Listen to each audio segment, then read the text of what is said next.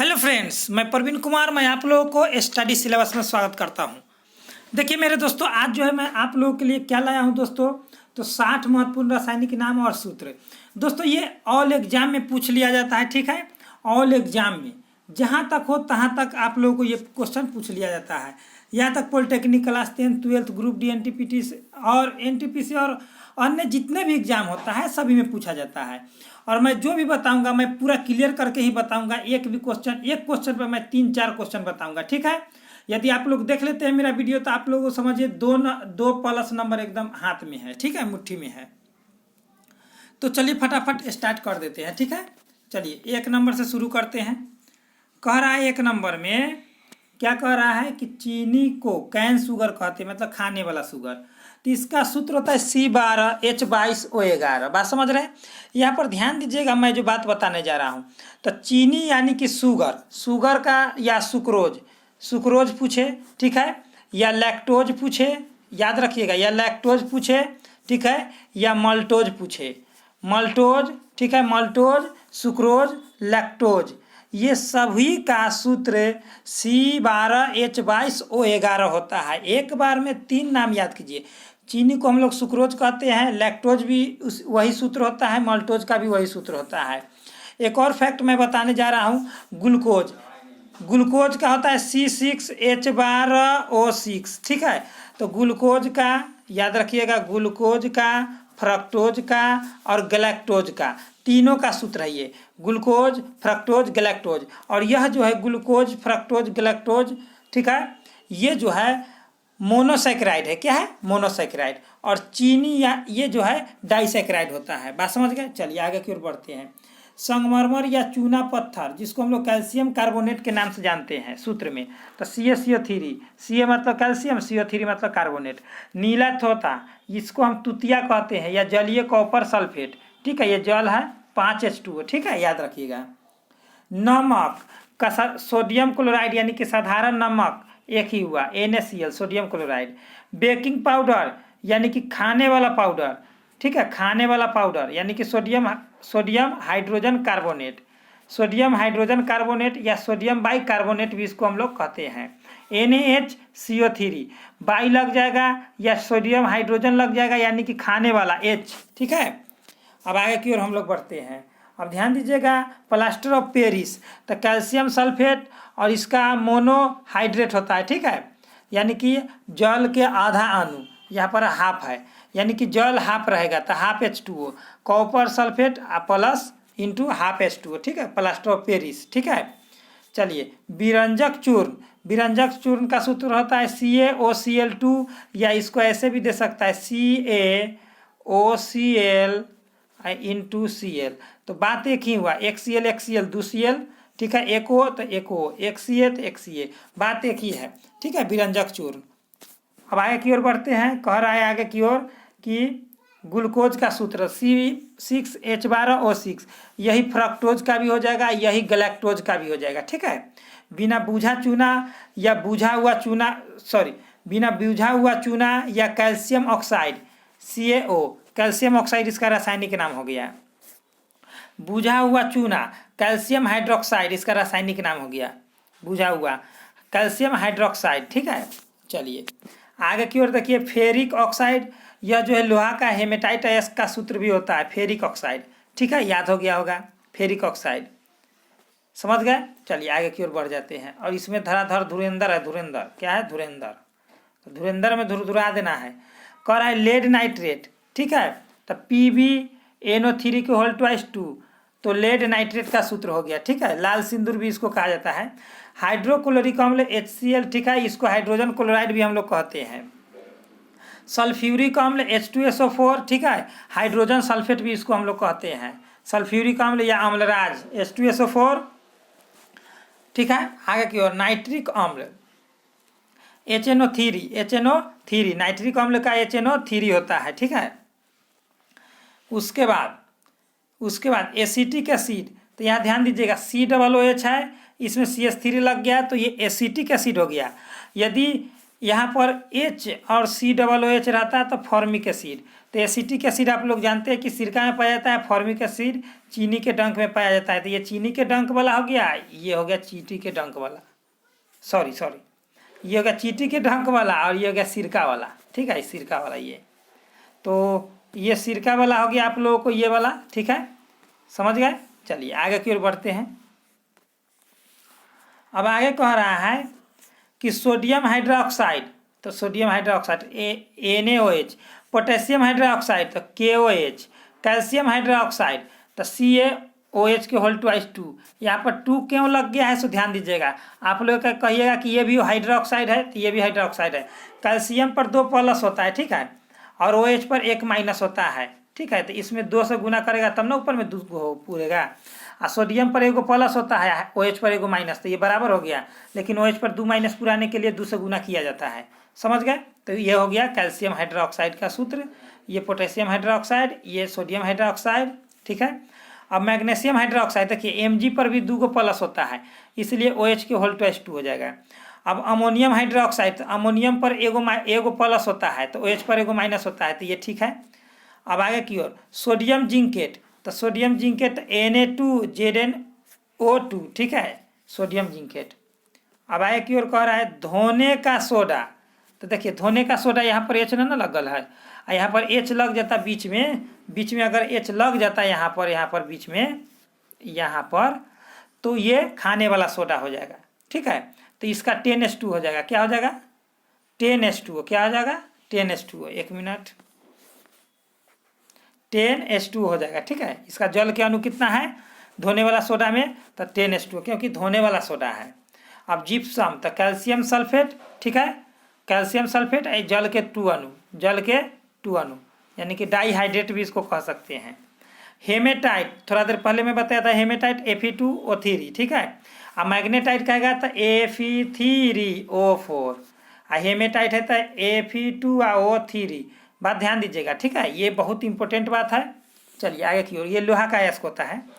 अब bauxite aluminium का अयस्क है, याद रखिएगा, ये एल्युमिनियम का अयस्क है, जो कि जिप्सम जो है कैल्शियम का अयस्क है। ठीक है, धोवन सोडा जो है सोडियम का अयस्क है। लेकिन यहाँ पर देखिए बॉक्साइट जो है एल्युमिनियम का अयस्क होता है Al2O3 2H2O डाईहाइड्रेट। ठीक है, कॉपर पेराइट को हम लोग झूठा सोना भी कहते हैं, CuFeS2। कॉपर पेराइट कॉपर का अयस्क होता है। जिंक ब्लेड ZnS, ये सल्फाइड अयस्क है, ये भी सल्फाइड अयस्क, ये भी सल्फाइड अयस्क है। ठीक है, फिर उत्प्लावन विधि से सल्फाइड अयस्कों को शुद्धिकरण किया जाता है। तो दोस्तों जिंक ब्लेड जो है जिंके का एक अयस्क है। ठीक है, जो सल्फाइड अयस्क है, ZnS इसका सूत्र होता है। पिंच ब्लेड यूरेनियम का ये जो है अयस्क है, U3O8, 3 दूना 6 2 8, याद रखिएगा। अब आगे की ओर आ रहा है मोनाजाइट। मोनाजाइट ऐसे कहा जाता है कि मोनाजाइट जो है दोस्तों हीलियम का अयस्क माना जाता है। ठीक है, हीलियम का जो है एक मिश्रण पाया जाता है।